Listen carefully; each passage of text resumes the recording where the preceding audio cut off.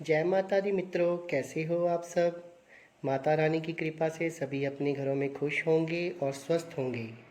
दोस्तों, आज का विषय जो मैं आपके लिए लेकर आया हूँ वो ये है कि जब हम पूजा पाठ करने बैठते हैं तो हम दीपक की लौ से कैसे पहचानें कि जो शक्ति आई है वो सकारात्मक है या नकारात्मक है, वो कोई देवी देवता है या फिर भूत प्रेत है। इससे पहले कि मैं विषय के ऊपर आऊं, मेरा आप सब से आग्रह है कि जो मेरे इस YouTube चैनल सच्चे भगत पर पहली बार आए हैं वो मेरे सब्सक्राइब बटन को दबाकर मेरे चैनल को सब्सक्राइब कर लें और बेल आइकन को भी दबा लें, ऑल पर सेट कर लें, ताकि मेरी आगे आने वाली वीडियोस की जानकारी उन तक पहुंचती रहे। दोस्तों, अब आते हैं हम विषय के ऊपर। दोस्तों, जब भी हम पूजा पाठ करने बैठते हैं अपने घर के मंदिर में तो हम पूजा पाठ कैसे करते हैं। हम सबसे पहले एक दीपक जलाते हैं, धूप जलाते हैं, अपने इष्ट के आगे पुष्प चढ़ाते हैं, उसके आगे भोग रखते हैं, उसे तिलक लगाते हैं और इसी साधारण तरीके से हम अपने मंदिर में रोज़ पूजा करते हैं।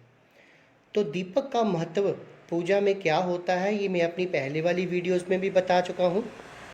दीपक को हम अपने इष्ट स्वरूप मानते हैं और हम ये मानते हैं कि इसी दीपक के द्वारा हम अपने इष्ट से जुड़ सकते हैं।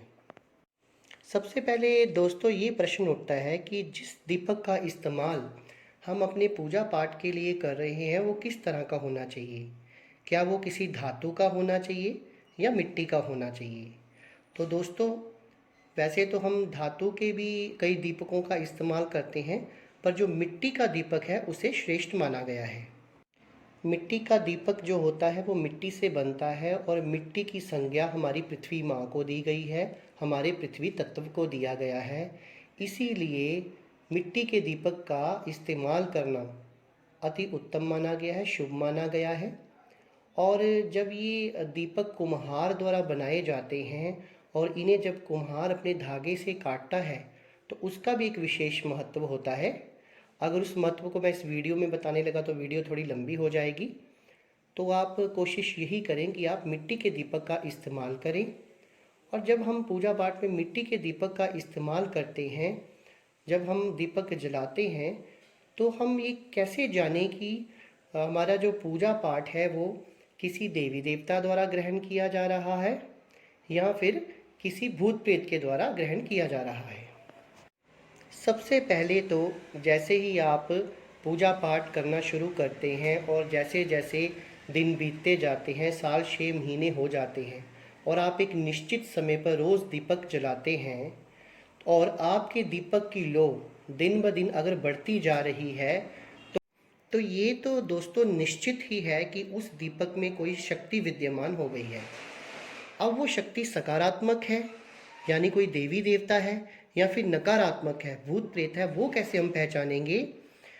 अगर शक्ति सकारात्मक होगी तो लो जो ऊपर की ओर बढ़ रही है उसका झुकाव आपके इष्ट की तस्वीर की ओर होगा, उसके चरणों की तरफ होगा।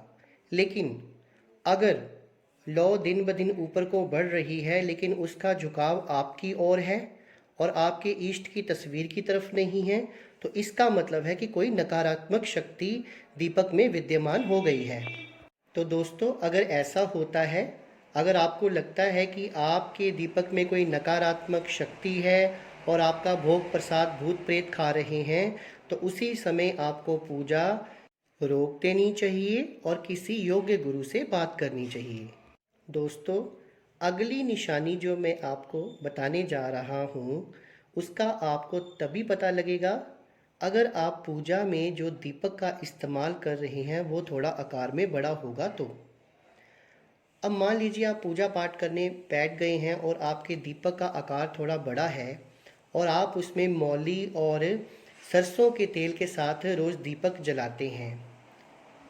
अगर कोई नकारात्मक शक्ति आपके दीपक में विद्यमान हो गई होगी तो वो उस तेल को जल्दी जल्दी जलाएगी, जल्दी जल्दी पी जाएगी। आपके दीपक का आकार बड़ा होने के बावजूद आपका तेल जल्दी खत्म हो जाएगा। लेकिन अगर आपके दीपक में कोई सकारात्मक शक्ति का निवास हुआ है, कोई दैवीय शक्ति का निवास हुआ है, तो आप रात की पूजा के समय जो दीपक जलाते हैं वो सुबह तक ब्रह्म मुहूर्त तक जलता रहता है। अब बात कर लेते हैं अगले संकेत की। दोस्तों, जब हम पूजा पाठ शुरू करते हैं तो हमारा पूजा पाठ विभिन्न चरणों में बंटा होता है। पहले चरण में जब हम पूजा पाठ करते हैं तो हमारे दीपक में भिन्न भिन्न प्रकार के पुष्प बनना शुरू होते हैं। तो हमें समझ जाना चाहिए कि हमारे दीपक में कोई शक्ति विद्यमान हुई है, पर हम इस चीज़ का पता नहीं लगा सकते कि ये शक्ति दैवीय शक्ति है या कोई भूत प्रेत है। दूसरे चरण में दोस्तों क्या होता है कि हमारे दीपक के लौ में विभिन्न प्रकार के जानवरों की आकृतियां बनना शुरू हो जाती हैं। हमें विभिन्न विभिन्न प्रकार के जानवरों की आकृतियां दिखती हैं। तब भी हमें पूजा के दूसरे चरण में ये जान लेना चाहिए कि दीपक में कोई ना कोई शक्ति विद्यमान हुई है, पर वो शक्ति भूत प्रेत है या दैवीय शक्ति है, दूसरे चरण में भी हम इसका पता नहीं लगा सकते हैं। दोस्तों, फिर आता है हमारी पूजा का तीसरा चरण।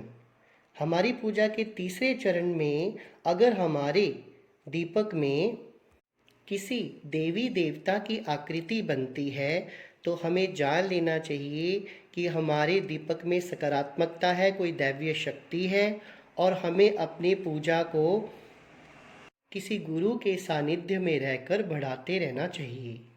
वहीं दूसरी ओर अगर आपके दीपक में कोई नेगेटिव एनर्जी यानी कि कोई भूत प्रेत विद्यमान हुआ है तो उसकी आकृति भी बन जाती है।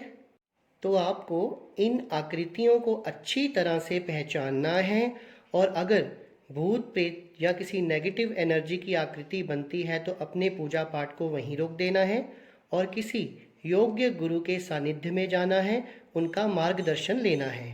तो दोस्तों, आज की जो जानकारी मैंने आपको दी कि हम दीपक की लौ से कैसे पता कर सकते हैं कि हमारी पूजा सकारात्मकता की ओर जा रही है या नकारात्मकता की ओर जा रही है, यानी कि हमारे दीपक में कोई दैवीय शक्ति विद्यमान हो रही है या भूत प्रेत विद्यमान हो रहा है। आपको ये जानकारी कैसी लगी? अगर मेरे द्वारा दी गई जानकारी आपको पसंद आई हो तो कमेंट सेक्शन में कमेंट करके ज़रूर बताना। और दोस्तों, मेरी इस वीडियो को ज़्यादा से ज़्यादा शेयर कर देना ताकि ज़्यादा से ज़्यादा लोगों तक ये जानकारी पहुंच जाए कि हम अपने दीपक से ये कैसे पता लगा सकते हैं कि हमारी पूजा का भाग किसी देवी देवता द्वारा ग्रहण किया जा रहा है या फिर किसी भूत प्रेत के द्वारा। धन्यवाद मित्रों।